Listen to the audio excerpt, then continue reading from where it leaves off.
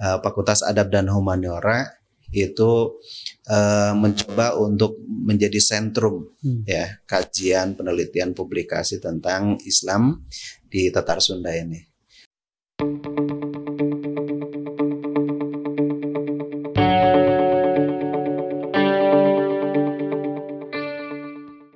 Assalamualaikum warahmatullahi wabarakatuh. Waalaikumsalam warahmatullahi wabarakatuh. Sampurasun. Rampes. Ya, apa kabar teman-teman semua yang ada di rumah ataupun teman-teman yang tetap stay tune di channel FAH UIN SGD Bandung ini. Hari ini sebetulnya hari yang menurut saya luar biasa karena pada hari ini kita akan membahas sesuatu yang cukup lumayan besar. Ini cita-cita Fakultas Adab dan Humaniora dan juga UIN Sunan Gunung Jati Bandung terutama, di mana ada dua terminologi besar yang ingin dicapai oleh Fakultas Adab di wilayah Islam dan wilayah Sundanya. Fakultas Adab sudah membuat satu program yang sekali lagi menurut saya ini sangat luar biasa. Ini luar biasa besar. Program ini namanya Pusat Studi Islam Sunda. Nah, ini cita-cita fakultasnya itu ingin besar di kancah internasional. Nah, untuk lebih lanjutnya mari kita ulik apa sih sebetulnya Pusat Studi Islam Sunda itu gitu ya.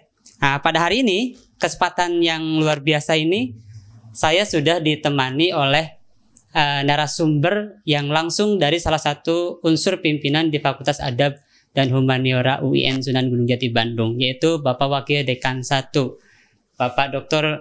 Dadan Rusmana MAG. Selamat siang Pak. Selamat siang Pak Dokter. Damang Pak. Alhamdulillah pangestu. Kumasawarna. Alhamdulillah Pak. Saya panggil Pak Wadek saja gitu Pak ya. Boleh. Ya Pak, supaya lebih akrab gitu, Pak Wadek saja deh. Pak Wadek, sebetulnya banyak pertanyaan-pertanyaan dari teman-teman, meskipun ini belum dipublikasikan begitu ya. Tetapi 2 tahun terakhir yang saya tahu itu Pusat Studi Islam Sunda ini sudah pernah diperbincangkan di Fakultas Adab dan Humaniora ini. Kalau tidak salah di tingkat universitas juga sudah pernah dibicarakan. Ada beberapa pertanyaan dari teman-teman yang datang ke kita gitu, ingin tahu lebih dalam gitu mengenai Pusat Studi Islam Sunda itu sendiri, Pak Wadek.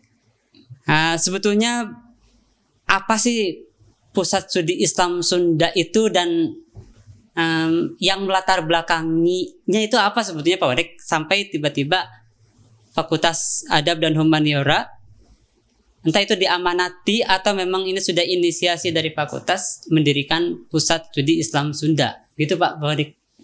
Iya, terima kasih Pak Reza. Ini pertanyaannya sebenarnya pendek aja ya, tetapi jawabannya bisa berhalaman-halaman, berjam-jam. Karena lahirnya Pusat Studi Islam Sunda, ya, itu merupakan hasil dari perbincangan yang panjang melibatkan banyak orang, gitu ya, termasuk juga eksplorasi sumber-sumber. Gitu. Gampangnya begini aja lah. Kita itu Fakultas Adab dan Humaniora berada di Universitas Islam Negeri yang ada di Jawa Barat. Betul. Kemudian namanya juga UIN Sunan Gunung Jati Bandung ya.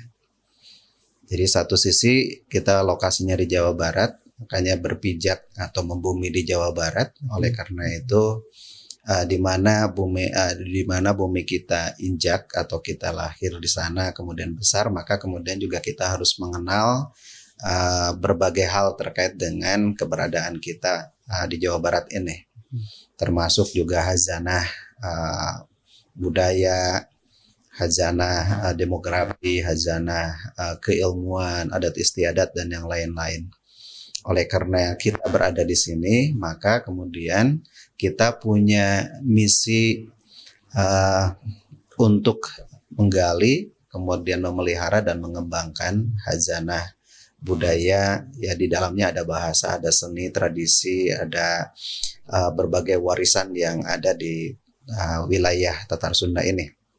Kemudian ketika melihat nama dari universitas kita itu adalah Sunan Gunung Jati, ya, suatu sosok di mana dia mewakili Islam dalam keyakinan dan ekspresi kulturalnya, tetapi juga beliau merupakan keturunan Pituin Sunda, jadi cucunya Prabu Siliwangi, ya, Sri Baduga Maharaja, tetapi juga dia mengembangkan budaya dan politiknya di Tatar Sunda, sehingga kemudian kita melihat sisi-sisi konvergensi antara Islam dan budaya Sunda. Makanya ekspresi kulturalnya itu adalah khas kita, ya. Nah, oleh karena itu secara internal ada upaya dan keinginan dari kita bersama untuk menjadikan khazanah lokal Islam sebagai pijakan atau dasar keunggulan dari Fakultas Adab dan Humaniora, gitu ya. Kita akan menggali diri kita sendiri untuk mengenali kita sendiri, tetapi juga menjadi bagian dari keunggulan dan competitiveness kita, ya, keluar. Oleh karena itu kajian tentang Islam Sunda, Islam di Tatar Sunda, kemudian Islam di Indonesia dengan berbagai keragamannya itu harus menjadi keunggulan dan competitiveness kita, gitu ya. Jadi kita punya banyak hal nih. Penduduk kita banyak, Jawa Barat ada 40 juta, ekspresi budayanya luar biasa, alamnya luar biasa, potensi alam, ekonomi, pariwisata dan yang lainnya banyak.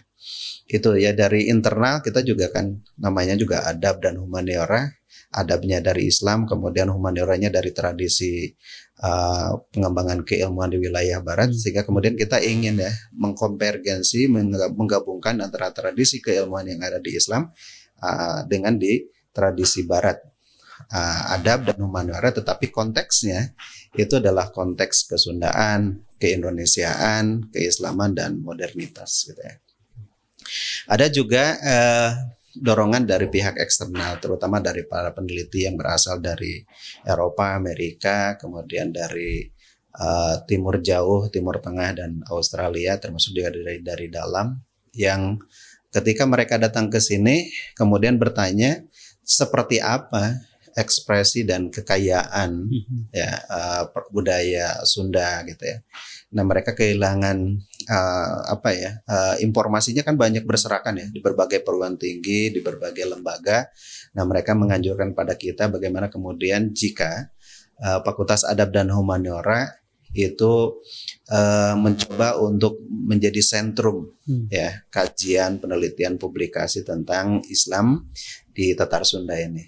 Nah, berdasarkan berbagai pertimbangan eksternal dan internal tadi, maka Pak Dekan Fakultas Adab dan Humaniora, Pak Dr. Haji Setia Gumilar, mencoba upaya untuk merespon keinginan-keinginan itu, maka kemudian terwujudlah, ya, apa yang kita beri nama Pusat Studi Islam Sunda. Walaupun ini belum ada singkatannya, sebab belum disingkat PSII, gitu ya, atau Pusat Studi Islam Sunda, PSII, gitu ya. Mungkin ada samaannya dengan singkatan yang lain. Ada juga PSSI katanya begitu, ya. Pusat Studi sepak bola, ya, temannya Pak Wadek, ya. Gitu, nanti kita memang masih mencoba untuk mengolah itu, sementara kita sebut sebagai Pusat Studi Islam Sunda atau Islamic Sundanese Corner, gitu ya. Walaupun di sana ada nama Sunda, tetapi kita tidak mempertahankan toko, ya, lokalitas. Karena apa? Karena Sunda itu hanya sebagai pijakan saja, ya, untuk melihat yang lebih besar, baik pada konteks keindonesiaan, kemudian Asia Tenggara, Asia, kemudian pada tingkat internasional, gitu ya. Jadi dari tempat kita berdiri, kita melihat dunia, ya, seperti itu, dan kita harus juga memperkenalkan tentang identitas kita, keragaman dan kebaikan kita kepada dunia luar. Sekira itu dulu. Ya. Berarti tidak salah, ya, Pak Wadek, tadi di awal saya menyampaikan bahwa Pusat Studi Islam Sunda ini ingin mendunia, begitu ya, Pak Wadek. Karena tadi dari paparan Pak Wadek ternyata ada beberapa teman-teman Pawadek yang di luar negeri sana yang menyarankan adanya pusat studi tentang keislaman dan kesundaan begitu ya, atau kelokalan di Indonesia begitu ya. Nah, itu dan luar biasa sih menurut saya, sehingga Pawadek dengan para wakil dekan dan Pak Dekan tentunya menggagas ini begitu. Ada satu hal yang menarik Pak Wadek, selain dari geografis tadi gitu ya, bahwa kita itu namanya juga Pusat Studi Islam Sunda. Kita ada di wilayah atau di Tatar Sunda. Ya, sudah seyogianya kita mengangkat atau menggaungkan kembali nama Sunda itu, terutama kita punya label Islam gitu ya. Tapi yang menarik di sini, mengapa Fakultas Adab dan Humaniora UIN Sunan Gunung Jati Bandung yang misalnya tadi dari teman-teman Pawadek yang menyarankan di kita ada tentang Pusat Studi Islam Sunda gitu ya, tidak di fakultas yang lain begitu, atau tidak di universitas yang lain, atau tidak di instansi-instansi yang lain gitu. Begitu Pak Wadek. Ya, satu sisi kita menilik tentang uniqueness-nya, keunikan kita, atau novelty-nya, kebaruan gitu. Ada Pusat Studi Sunda PSS ya, almarhum Pak I Prosidi. Ya. Kemudian juga ada Caraka Sundanologi gitu ya. Kemudian ada kajian-kajian Sunda yang lain, baik pusat, lembaga atau apapun ya institusinya. Dan kita melihat bahwa Pusat Studi Islam Sunda ya itu belum ada, atau mungkin belum banyak lah sependek pengetahuan saya. Sekalipun ada juga tidak masalah sebenarnya ya. Kita bisa saja punya rumah dengan nama yang sama, tetapi kan substansi yang berbeda. Gitu ya. Sekalipun misalnya rumahnya sama, namanya sama, substansi sama, ya mungkinlah kita bisa bersinergi, kan itu tidak masalah, gitu ya. Nah, kenapa yang lain tidak mengembangkan kajian serupa ya di fakultas lain? Saya kira juga fakultas lain itu punya pencirinya masing-masing, ciri pemerlainnya masing-masing. Misalnya di psikologi gitu ya, tetap saja psikologi yang berbasis nilai-nilai local wisdom itu dikembangkan, gitu ya. Kemudian juga di syariah, hukum-hukum yang terkait dengan di lokal ya, kajian hukum lokal juga tetap dikaji, gitu ya. Nah, karena kita berada di Fakultas Adab dan Humaniora, adab itu dari konteksnya kata dasar dari peradaban ya, itu hampir sama ya. Oleh karena itu adab di sana bukan hanya tata laku atau kesopanan, tetapi peradaban. Jadi kata Pak Harun lebih luas ya Pak. Lebih luas. Ya, kemanusiaan yang adil dan beradab di sana. Beradab itu kan bukan hanya sopan santun, berakhlak karimah, tetapi tajam pemikirannya, halus dalam bertutur kata, kemudian sopan dalam berperilaku, kemudian punya visi yang futuristik kan gitu ya. Kemudian dia berbijak di bumi gitu. Jadi tidak hanya berpikir ngawang-ngawang tanpa memberikan kontribusi yang real dalam kehidupan keseharian.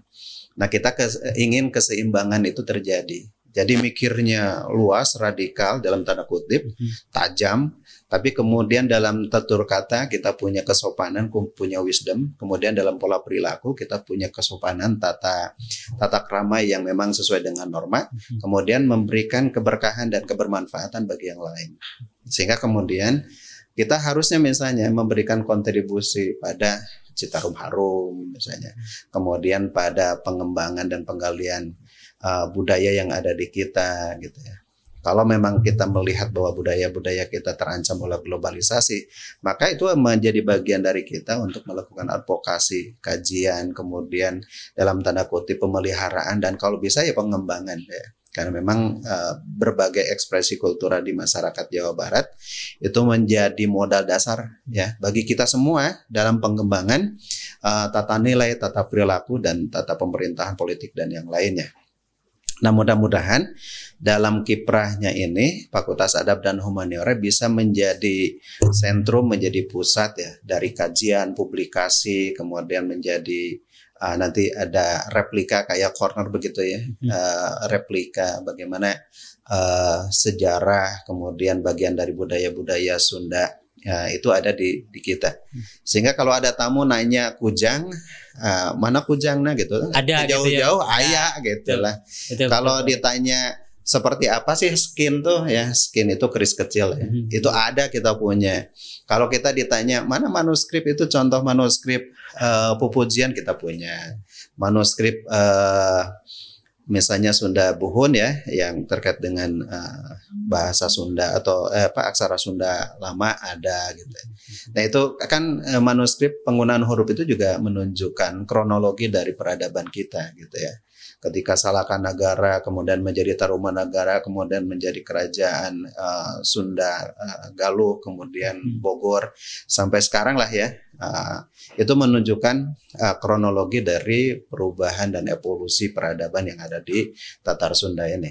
Ya, sekali lagi ketika kita mengambil Sunda sebagai pijakan bukan berarti ingin menjadi eksklusif atau kemudian tertutup menjadi localized gitu ya. Tetapi itu hanya pijakan untuk menatap dunia gitu ya. Karena kita lahir di Sunda wayah nawaya gitu ya, harus berpikir seperti orang Sunda. Jadi think globally, act locally kan gitu, seperti itu. Ya. Takjub sih Pak Wadik. Istilah anak-anak muda sekarang mah speechless. Saya tidak bisa ngomong lebih banyak begitu ya menanggapi ini karena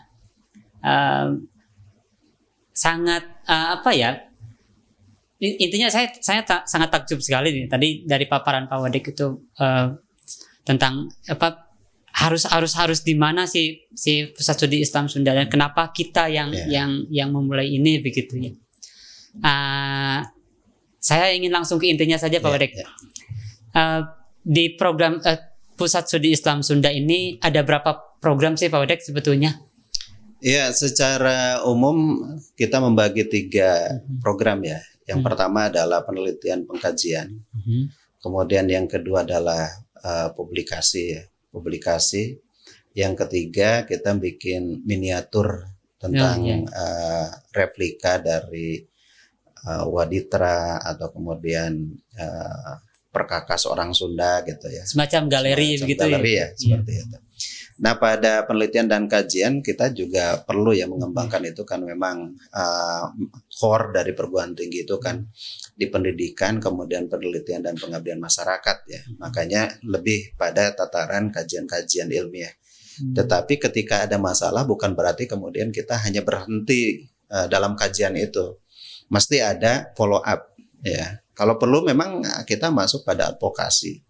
Atau kemudian kalau perlu kita melakukan edukasi ya edukasi kan gitu ya. Karena memang persoalan dalam budaya Sunda kan terkait dengan pertama itu regenerasi, kemudian yang kedua regenerasi yang banyak itu ya tersendat gitu, banyak seni dan tradisi yang hampir hilang karena memang regenerasinya. Kemudian yang kedua aspek edukasi. Jadi seringkali budaya material itu hilang dari konteks edukasinya hanya sebagai tontonan gitu ya. Tuntunannya kadang-kadang sedikit. Betul. Yang ketiga itu pada aspek advokasi.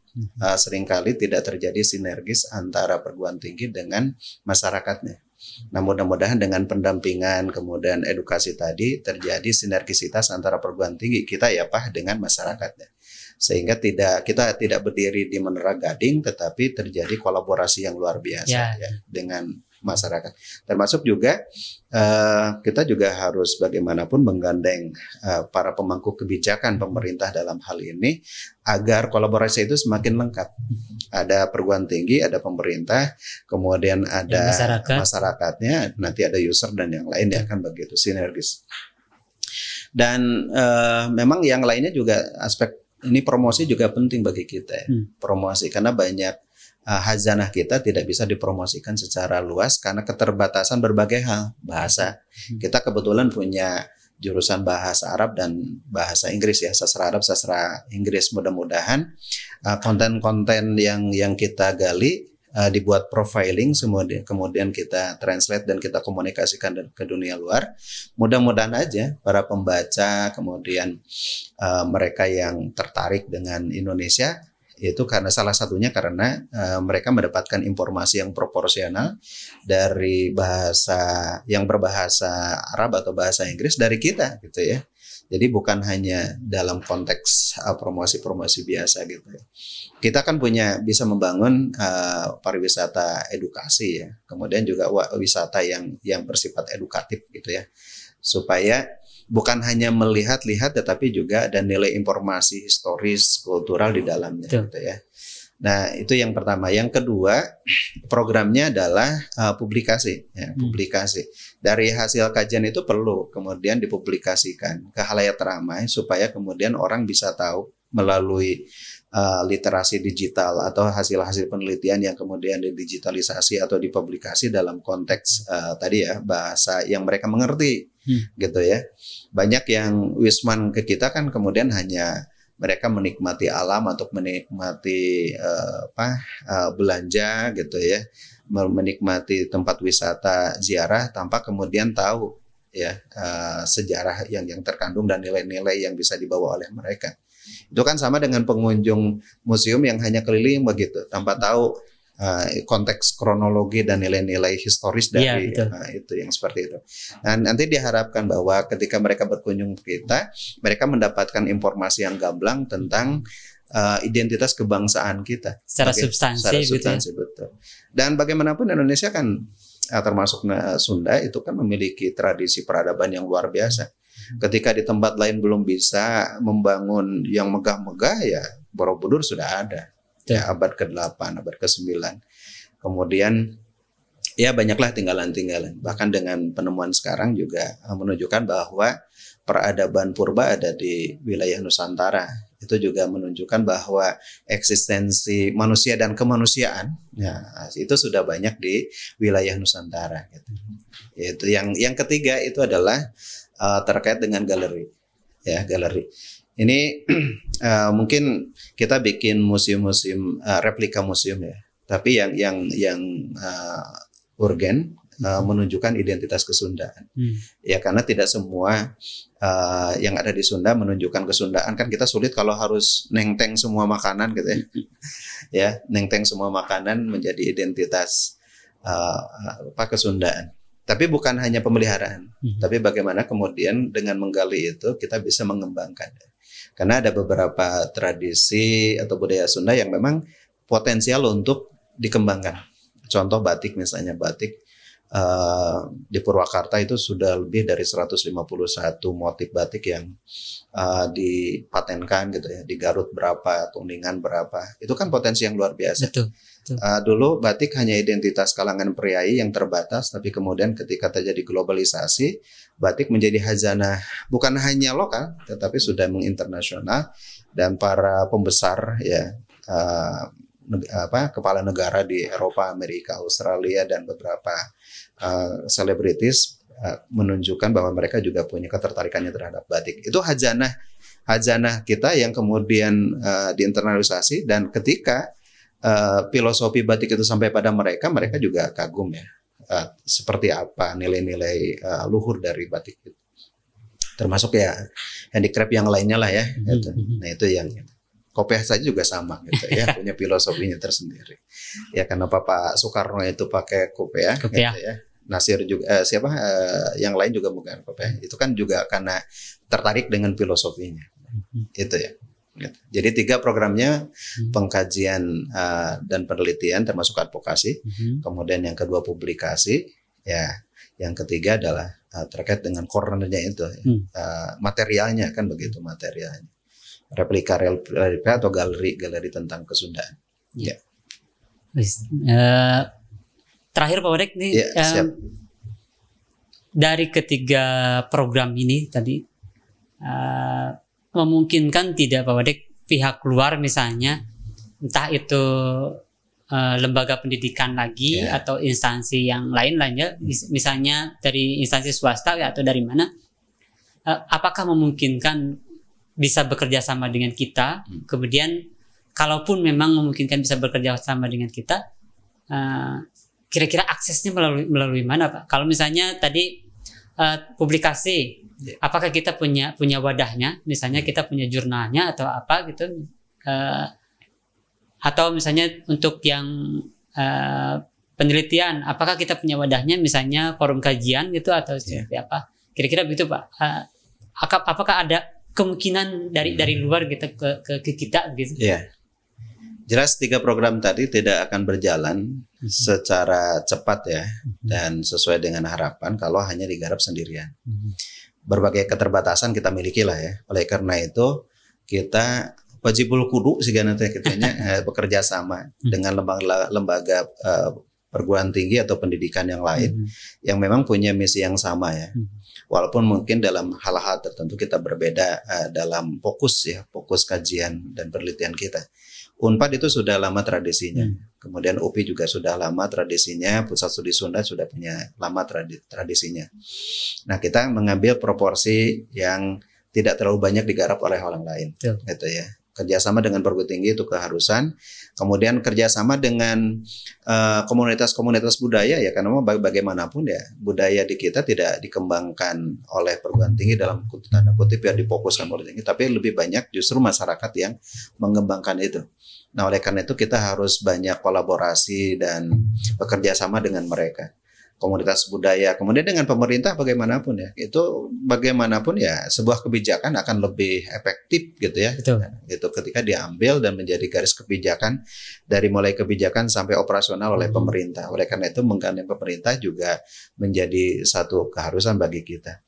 Selain itu ya pihak-pihak yang lain biasanya ya para mereka yang punya funding ya atau dana. Ya, beberapa perusahaan kan punya CSR yang kemudian ditujukan untuk pengembangan seni dan budaya, termasuk juga ekonomi kreatif gitu ya. Karena tadi kita bukan hanya pada pengkajian dan penelitian, tetapi juga bagaimana melakukan kreativitas dan inovasi untuk pengembangan seni budaya, termasuk ekonomi di masyarakat. Jadi memang ini harus berintegrasi semuanya dan berkolaborasi sehingga kemudian punya tujuan yang sama ya pada satu sisi walaupun kemudian pada sisi yang lain mereka mau melakukan fungsi-fungsi yang berbeda. Bahkan ya penting bagi kita juga meluaskan sayap-sayap itu ya gitu. Jadi kerjasama harus dilakukan dengan siapapun gitu ya.